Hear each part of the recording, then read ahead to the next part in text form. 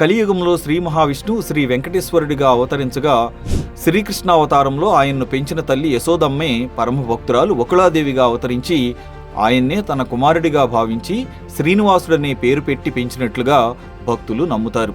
తిరుపతిలో శ్రీవారి ప్రధాన ఆలయానికి ఆగ్నేయ దిశలో ఉన్న వంటింట్లోనే ఆ వెంకటేశ్వరునికి వకుళాదేవి అన్నం తినిపించేదని విశ్వసిస్తారు.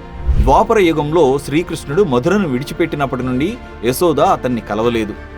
ఆమె మరణించే సమయంలో కృష్ణుడు తన తల్లిని కలవడానికి వచ్చాడు. ఆమె విచారంతో కృష్ణుడి వివాహాన్ని తాను చూడలేకపోతున్నందుకు బాధపడగా శ్రీకృష్ణుడు తన తల్లి బాధను అర్థం చేసుకుని తదుపరి జన్మలో తాను వెంకటేశ్వరుడిగా జన్మించినప్పుడు ఆమె కోరిక నెరవేరుతుందని చెప్పాడు.